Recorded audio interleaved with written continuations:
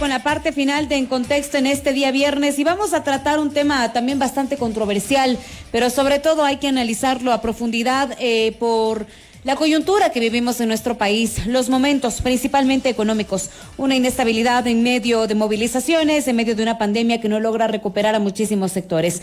Vamos a conversar ahora mismo con Rodrigo Gómez de la Torre, representante de los empresarios del Consejo Nacional del Trabajo y Salarios. Quiero darle la bienvenida, está ya de manera presencial con nosotros en la cabina de la Gran Señal Nacional. Bienvenido. No hay un acuerdo para definir el salario básico unificado del próximo año, del 2023.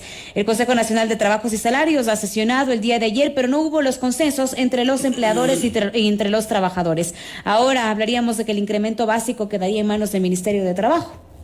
Carla, muy buenas ya noches. Saludos a todos los internautas y radioescuchas que nos están siguiendo. A ver, yo creo que hay que hacer una corrección. No hubieron los consensos, no hubo el consenso en materia salarial. Y ahí que hay un tema importante. El Ecuador está tratando un tema de salarios. Y seguimos discutiendo salarios mientras el empleo pleno sigue de caída. Y no solamente por echarle la culpa a la pandemia. Desde el 2014 el empleo pleno ha venido decayendo de forma permanente y sostenida.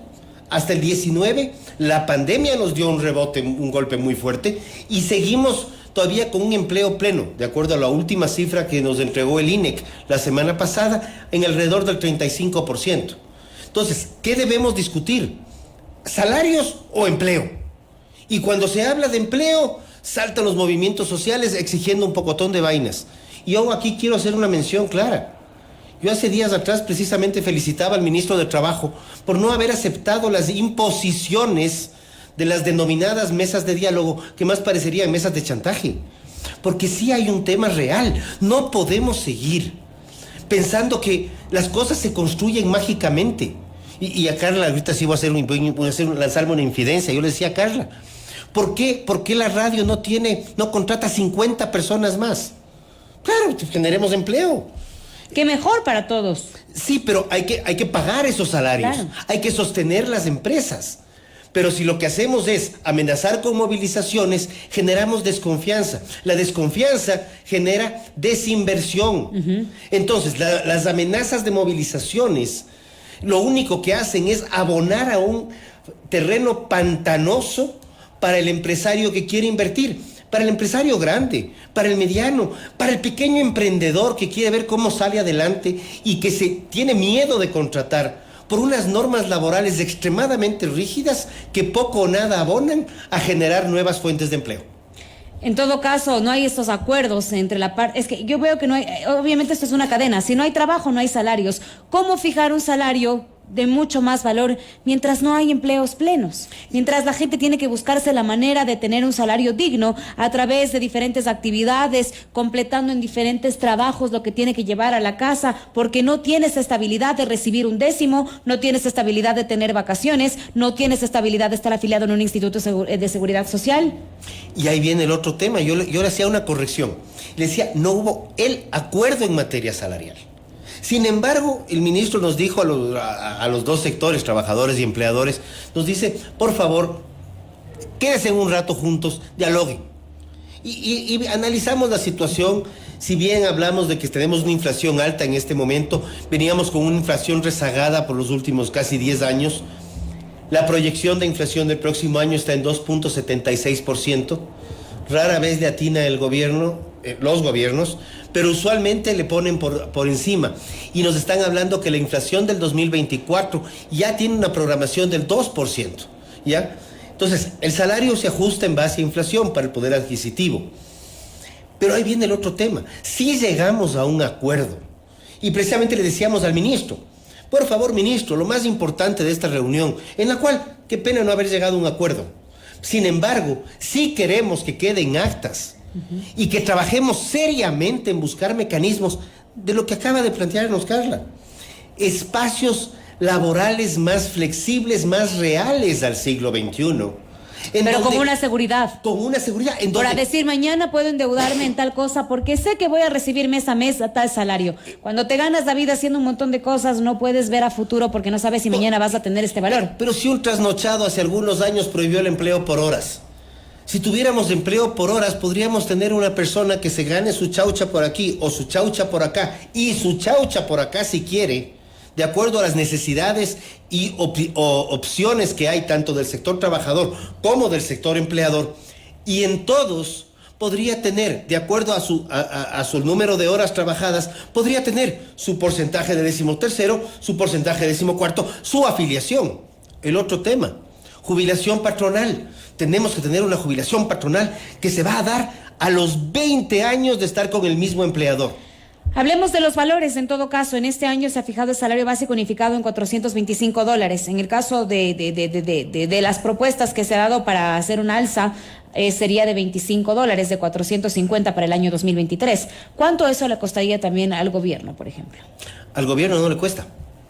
No nos olvidemos que le cuesta al empresario también, claro. El gobierno no está supeditado al Código de Trabajo. Sí. Por ende, al empresario, quien da trabajo. Solamente le cuesta al sector privado. Sector privado, al pequeño campesino que necesita contratar a alguien para que le apoye en la cosecha.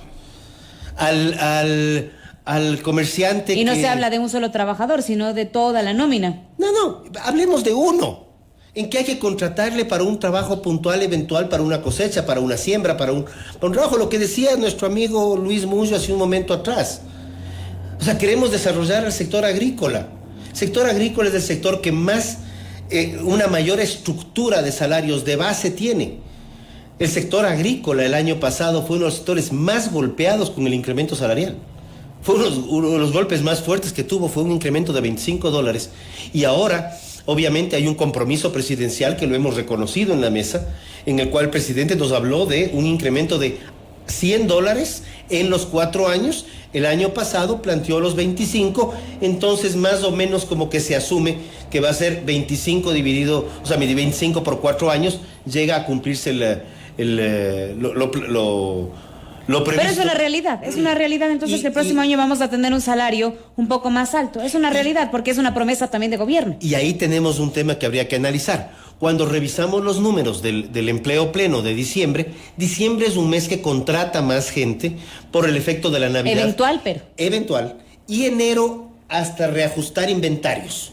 Y en febrero se cae el empleo. Y este año cayó con índices muchísimo más altos y muchísimos más graves que los últimos años. Cuando las cosas se hacen desde un escritorio de manera antitécnica, las consecuencias se las ve en la vida real. Entonces, esa es la preocupación nuestra. Y lo digo abiertamente.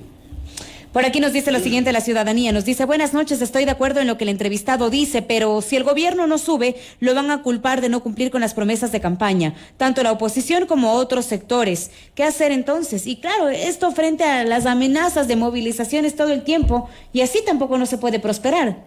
No sé quién nos escribe, pero gracias. No me dijo el nombre. No, pero perfecto, no hay problema. Pero gracias por ese comentario, por 2 razones. Uno, no podemos seguir viviendo en base a la política. La economía es fundamental. Perú, y perdón que me vaya un ratito al Perú y lamentando profundamente el accidente del aeropuerto el día de hoy y los fallecimientos, pero al igual que los fallecimientos de las cárceles aquí en el Ecuador el día de hoy, parece que ya vamos por 10 muertos en la cárcel del Inca.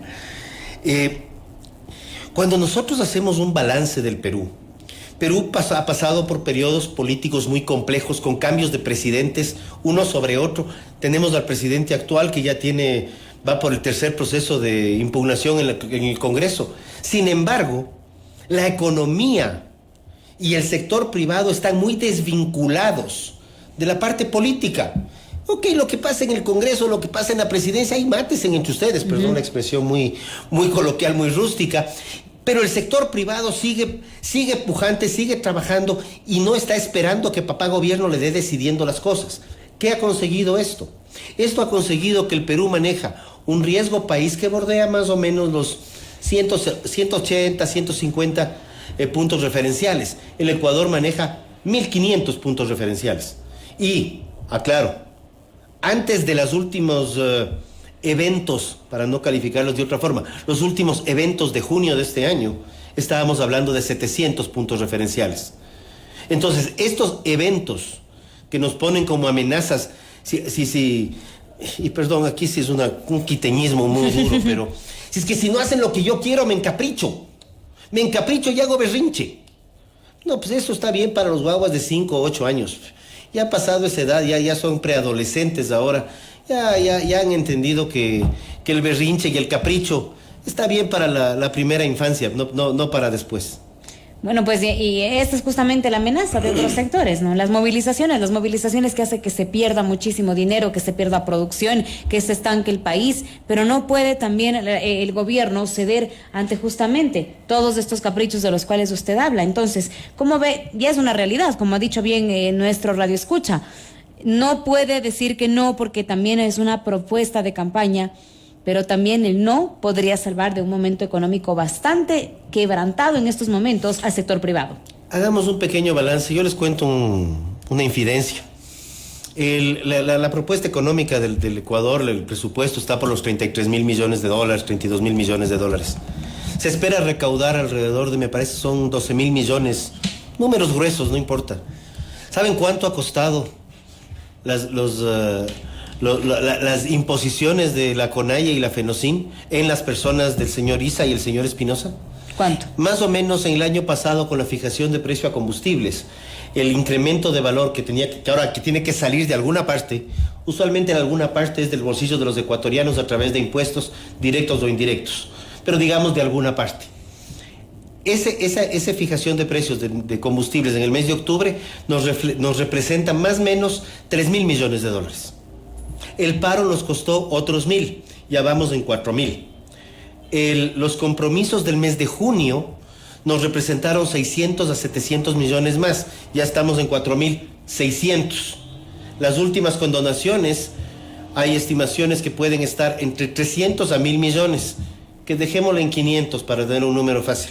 Ya estamos en 5.500 millones, 5.300 millones de dólares aproximadamente. 5.300 millones de dólares que el gobierno central tiene que sacar de alguna parte, o sea, impuestos, para poder cubrir esos valores. Perdón, una pregunta. ¿De dónde salen los impuestos? De nuestro pago, pues. De los ecuatorianos salen los impuestos. ¿Salen de dónde? Salen de las empresas, pero también salen del ciudadano que sale a comprar algo y que tiene que pagar un IVA y que tiene que pagar un impuesto indirecto porque hubo un costo adicional atrás. Los 18 millones de ecuatorianos pagamos esos 5.000 millones de dólares producto de las imposiciones de 2 personas en nombre de un sector a quien yo respeto muchísimo, pero sí creo que está siendo utilizado con fines político-partidistas. Bueno, tomemos en cuenta entonces que el salario básico unificado a lo largo de todo este gobierno tendrá que quedar en $500, porque así fue como lo dijo el presidente, cada año irá subiendo 25. Así tocará.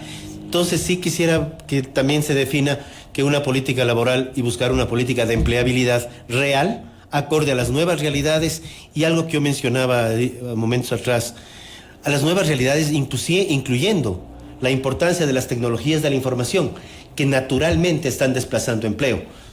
La automatización, y en el Ecuador todavía no estamos hablando de robotización, pero es mucho más barato muchas veces tener un robot haciendo un trabajo que 3 o 4 personas haciendo ese trabajo, más allá de las otras connotaciones y costos en materia laboral.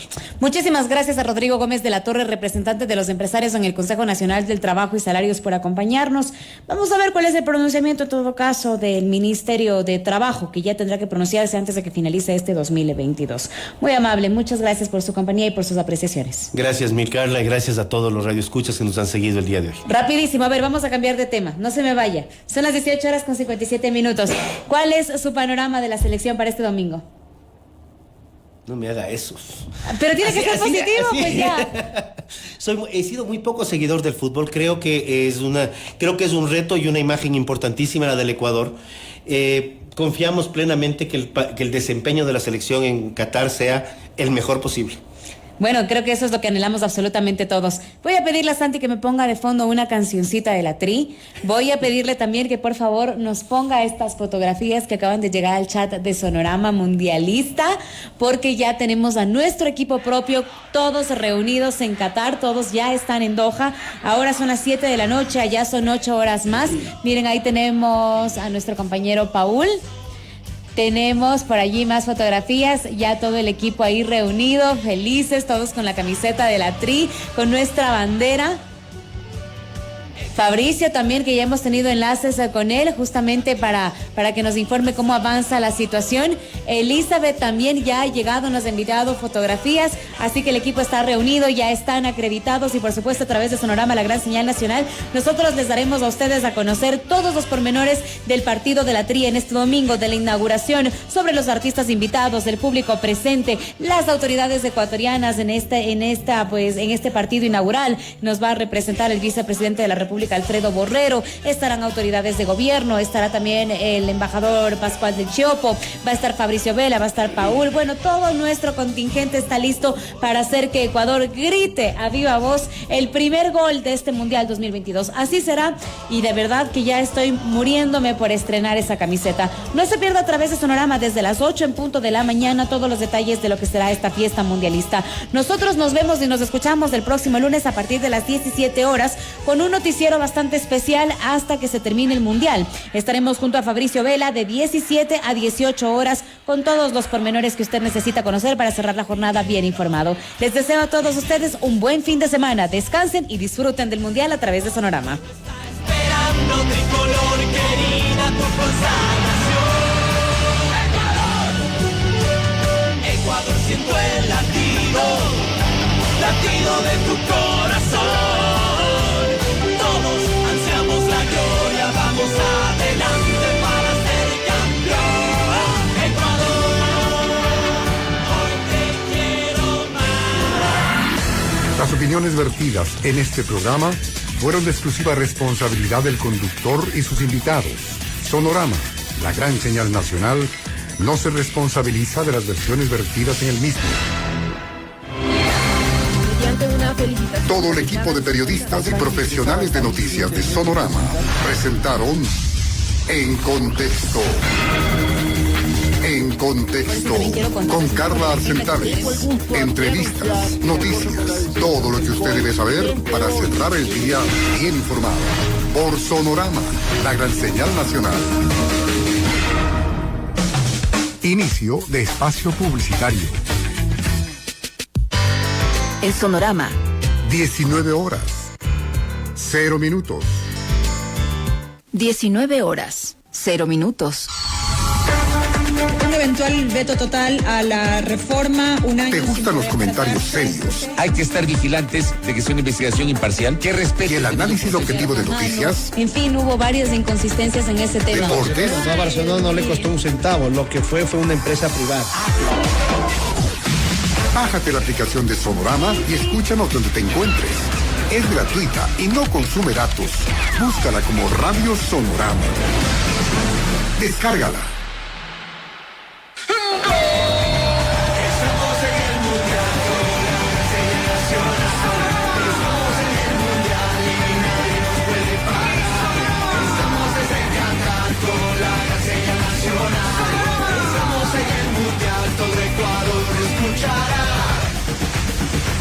Sonorama, la gran señal nacional. Sonorama, la señal nacional. Sonorama día a día, Sonorama tiene más. Sonorama informativa, Sonorama deportiva, Sonorama entretenida, Sonorama mucho más. Sonorama, la gran señal nacional. Programa informativo, apto para todo público, con vigilancia de una persona adulta. Cuarto de hora Sonorama. Le conecta al instante con las noticias más recientes. Titulares. A esta hora la Asamblea trata el juicio político contra 4 de los 7 miembros